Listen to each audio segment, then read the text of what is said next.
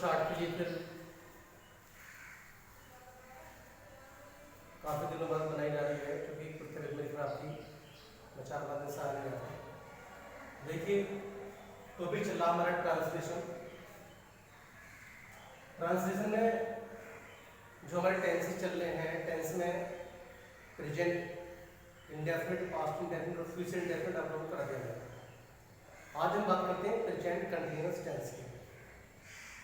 तो टॉपिक हमारा रहेगा प्रेजेंट कंटीन्यूअस टेंस। टॉपिक रहेगा हमारा प्रेजेंट कंटीन्यूअस टेंस। तो देखिए, जैसे कि मैंने आप लोगों को बताया है कि किसी भी सेंटेंस को ट्रांसलेट करने से पहले हमें उसकी 3 बातों का पता होना चाहिए। नंबर 1 तो हमारी पहचान क्या है, उसकी पहचान के लिए शॉर्ट में आइडेंटिफिकेशन के लिए मैंने आईडी बताया था, आपका आइडिया समझ सकते हैं। तो इस टेंस की पहचान है कि हिंदी वाक्यों के अंत में, हिंदी वाक्यों के अंत में रहा है, रही है, रहे आदि शब्द आते हैं।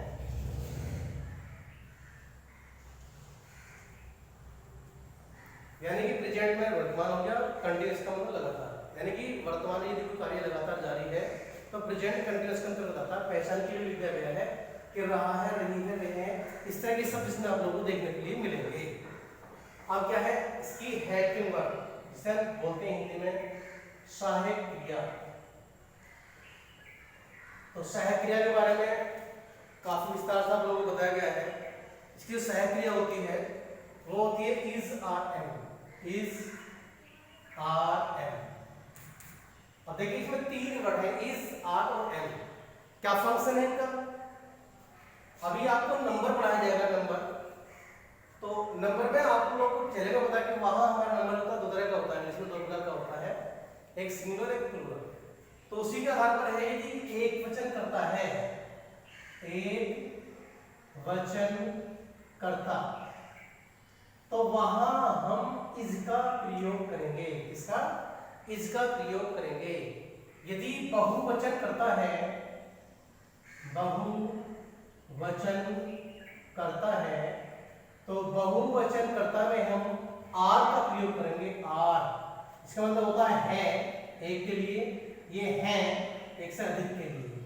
है और है डिफरेंट है, इसमें अंतिम बिंदु लगी हुई है और है हमारा एक की आवाज निकालता है हमारा एक से अधिक की आवाज निकालता है।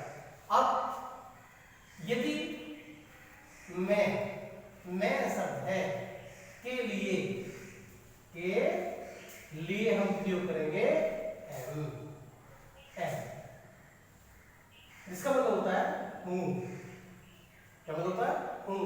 और एम की विशेषता होती है बेटा कि एम केवल आई के साथ ही प्रयोग होता है और किसी के साथ प्रयोग नहीं होता। अब हम आगे बढ़ते हैं। इसके बाद हमारी मुख्य क्रिया, क्या? मुख्य क्रिया। तो मुख्य क्रिया में क्या, जिसे हम बोलते हैं मैन वर्ब, एमवी के नाम से मैंने शॉर्ट आपको लिखा था, मैन वर्ब। ये होती है वर्ब की फर्स्ट फॉर्म। ज्यादातर वर्ब की फर्स्ट फॉर्म होती है, केवल इंडेफिनिट में आप लोगों को सेकंड फॉर्म बताई गई थी, पास्ट इंडेफिनिट में, और एक तुम्हारा प्रेजेंट इंडेफिनिट आप लोगों को बताया गया था कि वर्ब की फर्स्ट फॉर्म में ऐसे ही रहता है। बाकी सब वर्ब की फर्स्ट फॉर्म में कुछ ना कुछ जुड़ता आएगा। जैसे कि यहां इसमें आएगा हमारा आईएनजी, क्या जाएगा? वर्ब की फर्स्ट फॉर्म में हम आईएनजी का प्रयोग कर देंगे। अब ये सारी चीज हमें जानकारी होगी। अब इससे संबंधित जो भी सेंटेंस हमारे सामने आएगा हम उसे आसानी से ट्रांसलेट कर सकते हैं। जैसे देखिए एफर्मेटिव सेंटेंस लेते हैं, एफर्मेटिव सेंटेंस क्या है? एफर्मेटिव सेंटेंस है, इसमें सबसे पहले हम लगाते हैं सब्जेक्ट। सब्जेक्ट की बात में हेल्पिंग वर्ब, शॉर्ट में एचवी, इसमें है इज, आर और एम। उसके बाद में वर्ब की फर्स्ट फॉर्म प्लस आईएनजी जोड़ देंगे और प्लस ऑब्जेक्ट लगाकर जो शेष हमारे शब्द हैं उनको लाकर पूर्ण विराम हो जाएगा। ये हमारी कोटेशन की बन जाती है। सभी को कई बार पता चलो कि कर्ता, क्रिया और कर्म ये तीन चीजें ही होती हैं किसी भी सेंटेंस में। Structure subject plus verb plus object होता है। अब यदि टेंस के अकॉर्डिंग उसे हमें चेंज करना है, यदि प्रेजेंट कंटीन्यूअस टेंस है तो helping verb is are am हमारी आ गई और इसके बाद में हमारा वर्ब के फर्स्ट फॉर्म में आईएनजी जुड़ गया। ये हमें इसमें चेंज करना है। तो आगे बढ़ते हैं, सेंटेंस देते हैं मैं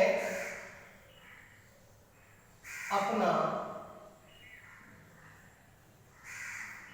गृह कार्य कर रही हूं। ये सेंटेंस है बेटा, देख लीजिए आप लोग। मैं अपना गृह कार्य कर रही हूं। कर्ता मैं, क्रिया करना, कार्य करना और कर्म गृह कार्य के लिए आ गया। गृह कार्य हमारा कर्म हो गया, करना हमारी वर्ब होगी, अपना ये हमारा अलग वर्ड इसमें आ गया है, उसको समझाया जाएगा कि अपना क्या चीज होती है। इसके लिए जब हम लोग को पढ़ाएंगे क्या रिओर्डिंग, तो तब पता जाएगा कि अपना शब्द क्या है ना। हाँ फिलहाल आप इसकी हिंदी ऐसे लगा देंगे। तो अब हम इसको ट्रांसलेट करेंगे। सबसे पहले हमारा देखा सब्जेक्ट। सब्जेक्ट है हमारा कर्ता मैं में बताया आप लोग लिखेंगे आई, क्या लिखा हमने आई। इसके बाद में वर्ब हेल्पिंग वर्ब, तो मैंने भी आपको बताया था कि आई के साथ प्रेजेंट में हमेशा क्या आता है एम आता है, आई एम। अब क्या वर्ब, वर्ब है कार्य करना, तो कार्य करने के लिए डूइंग बोलते हैं, I am do, I N लगा देंगे डूइंग। अब क्या है अपना गृह कार्य, आई के साथ अपने क्या आती है माई, आई एम डूइंग माई और गृह कार्य लगा होमवर्क, होमवर्क। इस प्रकार से हमारा ये सेंटेंस ट्रांसलेट हो गया। क्या मैं अपना गृह कार्य कर रही हूँ, I am doing my homework. अब आगे बढ़ते हैं बेटा, देखिए क्या है और एक सेंटेंस समझ लीजिए। वे नदी में नहा रहे हैं, नहा रहे हैं। अब देखिए रहे हैं से क्या होता है कि हमारा प्रेजेंट कंटीन्यूअस है। जब हमें प्रेजेंट कंटीन्यूअस का चल जाता है पता, तो फिर उसका हमारा डेफिनेशन डेफिनेट हमारे जो कोटेशन है हम देख लेते हैं कि कर्ता प्लस इज़ार प्लस वर्ब की फर्स्ट फॉर्म प्लस ऑब्जेक्ट, ये हमें लगा देना है। तो कर रहे वे नदी में नहा रहे हैं, दे क्या जाएगा पहले दे के साथ चूंकि बहुवचन करता है, मैंने भी आपको यहां समझाया था बहुवचन करता है तो आर लगाएंगे, दे आर। अब बात वर्ब है, B A T H I N G जोड़ देंगे, they are bathing in the river, in the river, in the river. इस प्रकार से हम इस सेंटेंस को ट्रांसलेट कर देंगे। अब जब हम आगे बढ़ेंगे, देखिए आगे हमारा चलता है नेगेटिव सेंटेंस। नेगेटिव सेंटेंस सब लोग जान गए होंगे कि नेगेटिव सेंटेंस क्या होता है। मैंने आप लोग स्टार्टिंग वीडियो में ये चीज समझाई थी।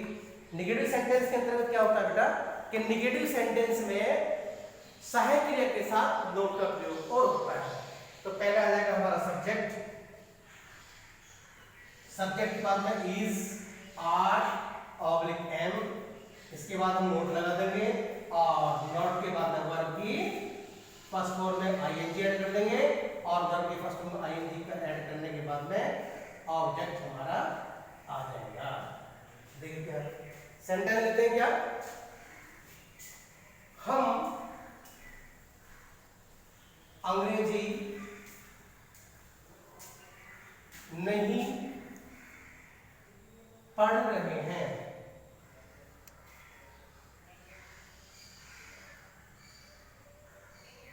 हम अंग्रेजी नहीं पढ़ रहे हैं, सेंटेंस है। तो इसमें नहीं आ गया तो नकारात्मक हो गया, नहीं आ गया तो नकारात्मक हो गया। अब हम अंग्रेजी जो सब्जेक्ट है हमारा वी आ जाएगी, आ जाएगी वी। वी के बाद में हम देखेंगे कि हमें साहित्य कौन सी प्रयोग करनी है। तो चूंकि वी एक वचन में था, बहुवचन करता होता, तो आ जाएगा we are not, we are not.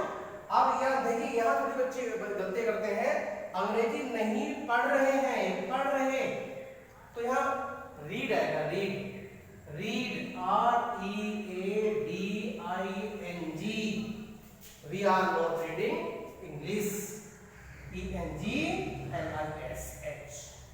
Spelling का वैसे ध्यान रखेंगे, तो ये छोटे बच्चे मान लो अभी इसी चीज सीखनी पड़ेगी आप लोगों को, ठीक है। अब हम थोड़ा आगे बढ़ते हैं।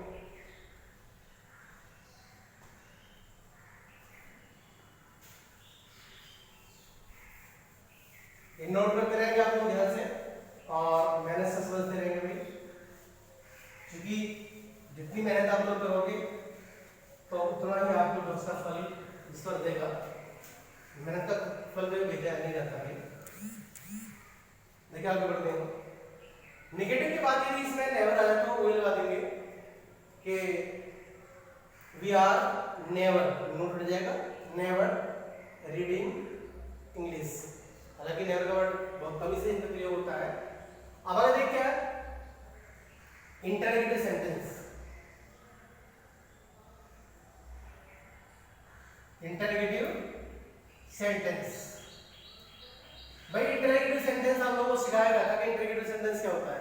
इंटरगेटिव सेंटेंस वो होता है जिसमें हम कोई सवाल पूछते हैं, जिस सेंटेंस में, जिस वाक्य में सवाल पूछा जाता है वो इंटरगेटिव सेंटेंस होता है। पहचान ये है कि उसके बाद में क्वेश्चन मार्क या कोई भी प्रश्नवाचक शब्द उसमें आएगा। तो इंटरगेटिव सेंटेंस क्या करेंगे, जहां भी शुरू में क्या आ जाए, पहले भी मैं इस चीज को बहुत डीपली आप लोगों को समझा चुका हूं, जहां भी शुरू में क्या आ जाए तो बच्चे अक्सर वाट का प्रयोग करते हैं। बेटा हमें ऐसा नहीं करना, यदि वाक्य के शुरू में क्या शब्द आया तो फिर हम उस टेंस की हेल्पिंग वर्ब का प्रयोग करते हैं, अंग्रेजी का वाट नहीं लगाते। जैसे समझ लीजिए, क्या क्या तुम मेरठ जा रहे हो, जा रहे हो। ये देखिए सवाल पूछा गया है, क्या शुरू आ गया और बाद में क्वेश्चन मार्क आ गया, ये आइडेंटिफिकेशन होगी।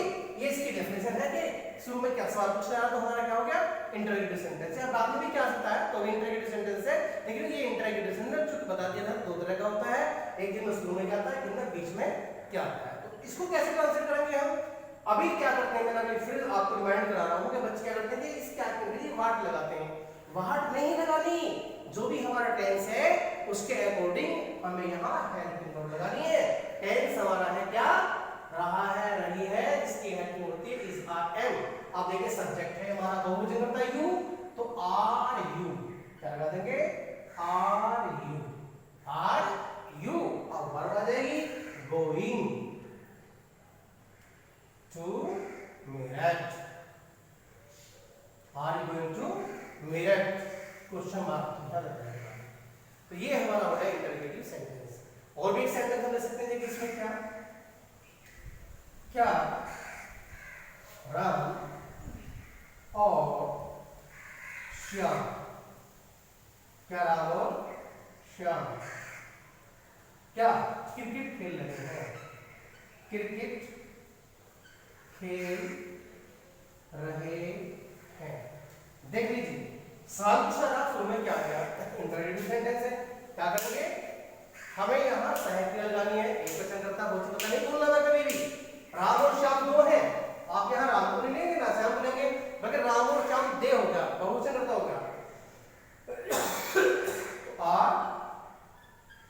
Ram and Shyam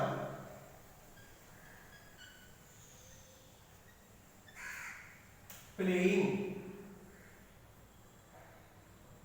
cricket, CRICK,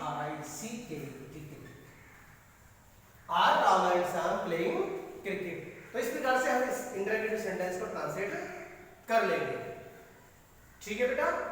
इससे आगे एक एग्जांपल और मैं आप लोगों को देता हूं डबल इंटरगेटिव सेंटेंस का, फिर हमारा टॉपिक आज यही फिनिश हो जाएगा। देख लीजिए, मैंने से समझते चलिए, थोड़ा फास्ट चलना पड़ेगा हमारे साथ। क्या देखिए double interrogative sentence, double interrogative गेटिव सेंटेंस। इसमें बता चुका हूं no any different between this and this. क्या करना पड़ेगा हमें केवल कि इसी के साथ साथ हमें क्वेश्चन वर्ड लगा देना है, यानी क्वेश्चन वर्ड क्यूडब्ल्यू प्लस सेस इंटेरोगेटिव सेंटेंस। सेस इंटेरोगेटिव का जो फार्मूला है वही लग जाएगा हमारा। कैसे? देखिए इसी सेंटेंस को लेते हैं, ये ले लेते हैं हम, तुम मेरठ क्यों जा रहे हो?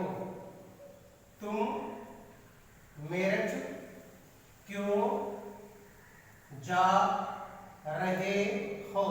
तो बेटा यहाँ डिफरेंट समझाते हुए बता रहा हूँ आप लोगों को, तुम मेरठ क्यों जा रहे हो? यहाँ सुनना क्या था, यहाँ क्यों, केवल इतना डिफरेंट है। तो हमने यहाँ क्या अंग्रेजी ना लगा करके साइड लगा दी थी, साइड की हमें यहाँ पे लगानी है, बस क्यों की अंग्रेजी में लिखेंगे why are you going to Meerut, MWERUT Meerut. इस प्रकार से हम ट्रांसलेट करेंगे। तो बहुत आसान तरीके से मैंने आप लोगों को समझाया है प्रेजेंट कंटीन्यूअस टेंस। बहुत आसान है बेटा, अगर थोड़ा मेहनत करोगे समझोगे तो आपकी समझ आ जाएगा। और यदि ऐसी है कि देखना ही नहीं, कुछ करना ही नहीं, तो फिर कुछ कह ही नहीं सकते है ना। तो आप लोग मेहनत से पढ़ेंगे। नेक्स्ट वीडियो कल बनाई जाएगी अगला टेंस के पास्ट कंटीन्यूअस टेंस। लेकिन बिफोर दैट इससे संबंधित आपसे कुछ सवाल पूछे जाएंगे, तो इस बात का आप लोग ध्यान रखें।